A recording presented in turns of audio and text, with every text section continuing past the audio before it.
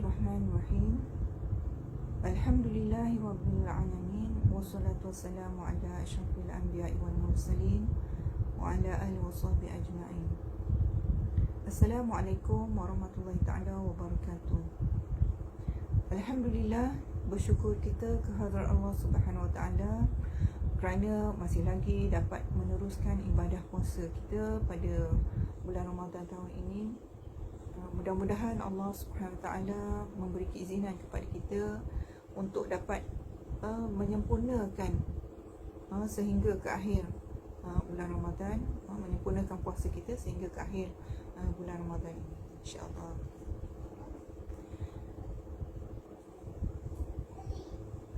Seperti mana yang kita ketahui bahawa puasa merupakan salah satu daripada rukun Islam yang 5. Seperti mana sabda Rasulullah SAW yang mana bermaksud Islam itu kamu menyaksikan bahawa tidak ada Tuhan yang layak disembah melainkan Allah, dan Muhammad itu utusan Allah, mengerjakan sembahyang, mengeluarkan zakat, menunaikan puasa di bulan Ramadan, menunaikan haji ke Mekah sekiranya mampu. Jadi bagi kita orang Islam, wajib kita menunaikan kesemua rukun-rukun yang telah kita pelajari tentang Islam itu tadi, sebagai membezakan di antara kita dengan orang yang belum Islam. Apabila Allah Subhanahu Wa Taala mewajibkan kepada kita suatu perkara, tentulah ianya ada kebaikan kepada kita. Dan begitu juga apabila Allah Subhanahu Wa Taala mengharamkan kita daripada sesuatu perkara, maka tentulah perkara itu memang akan membawa mudarat kepada kita.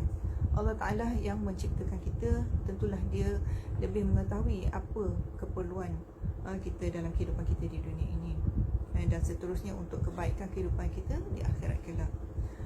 Bagi umat Islam, apabila Allah Subhanahu Ta'ala mewajibkan kita berpuasa, maka kita menunaikan puasa itu setiap kali tibanya Ramadan setiap tahun. Jadi kalau kita kata beriman kepada Allah Subhanahu Wa Taala, iman itu adalah sesuatu yang duduknya di dalam hati dan kita lafazkan di mulut. Tetapi iman itu juga menuntut kepada bukti keimanan itu sendiri. Dan bukti itu ialah apa yang kita laksanakan di dalam kehidupan kita, yang menunjukkan kita ini benar-benar beriman kepada Allah Subhanahu Wa Taala. Jadi salah satu daripada amalan yang kita katakan sebagai bukti kepada keimanan itu ialah taat kepada perintah Allah Subhanahu Wa Taala untuk melaksanakan ibadah puasa di bulan Ramadan. Sebagaimana yang kita selalu jumpa ayat-ayat di dalam Al-Quran yang selalu menggandingkan tentang iman dan amal soleh, amalan yang baik, yang mana ayat-ayat berbunyi wallazina amanu wa 'amilus solihat, banyak kita temui di dalam Al-Quran menunjukkan bagaimana hubungannya keimanan dengan amalan seseorang itu. Dan amalan yang kita laksanakan itu tidak lain yang pertamanya ialah menyuburkan keimanan kita kepada Allah Subhanahu Wa Taala. Kita puasa, kita solat, kita menunaikan zakat, dan juga kita membuatkan amal-amal yang lain, mentaati apa juga perintah Allah Subhanahu Wa Taala dan menjauhi apa juga larangannya. Itu semua adalah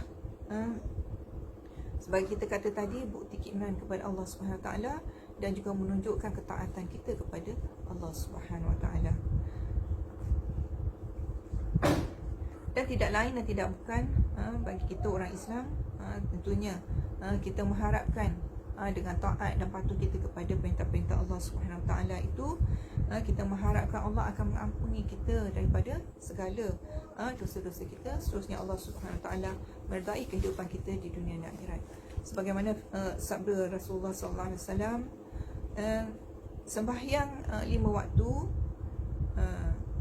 dan sembahyang Jumaat ke Jumaat dan berpuasa pada bulan Ramadan ke bulan Ramadan menghapuskan dosa di antara kedua tempoh tersebut selama mana seorang itu meninggalkan dosa besar.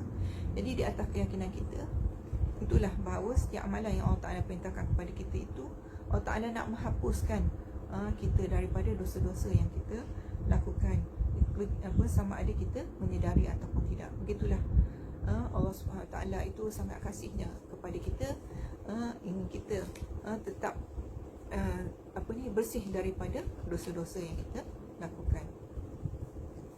Dan seterusnya, puasa itu juga boleh melahirkan rasa syukur kehadap Allah SWT di atas nikmat yang telah diberikan kepada kita.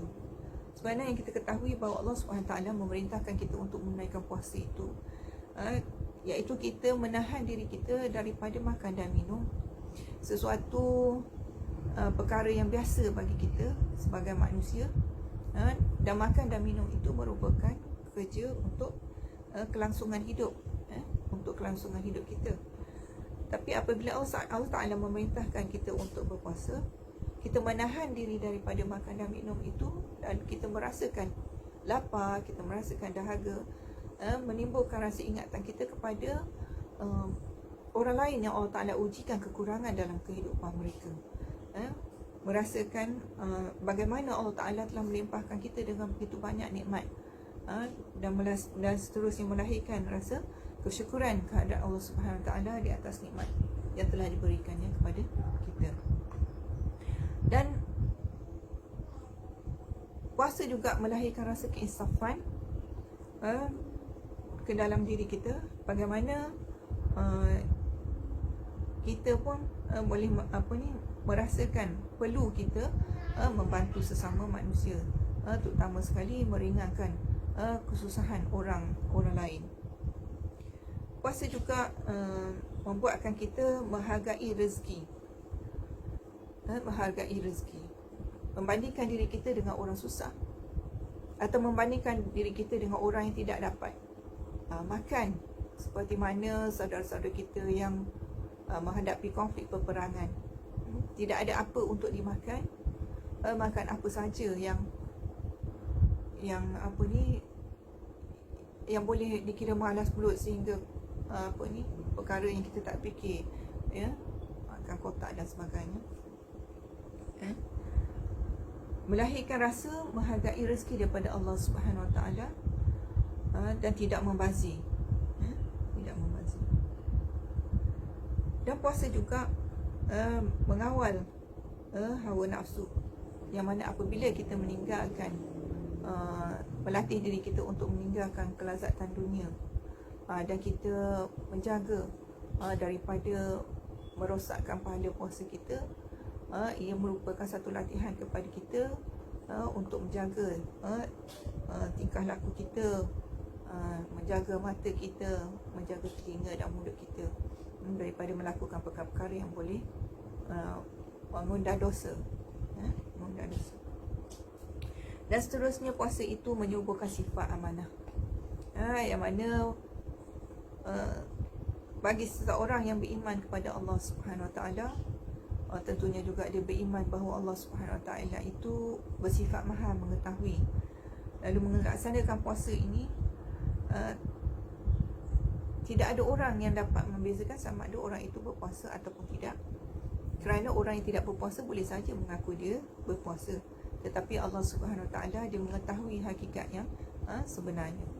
Kerana bagi orang yang benar-benar beriman kepada Allah Subhanahu Wa Taala, tentulah dia merasa tidak ada tempat pun yang terlindung daripada pandangan dan pemerhatian Allah Subhanahu Wa Taala. Jadi puasa itu melahirkan sifat amanah, jujur dalam melaksanakan tanggungjawabnya sebagai seorang Islam. Dan tentulah sifat-sifat ini akan memberi kesan dalam kehidupan sehariannya, dalam melaksanakan apa juga urusan kehidupannya itu. Jadi untuk hari ini itu sajalah yang ingin saya kongsikan kepada semua.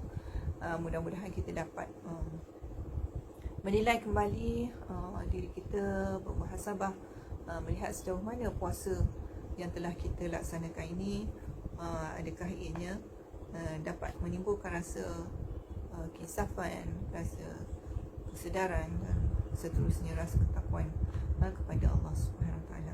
Sekian dulu, wabillahi taufiq wal hidayah.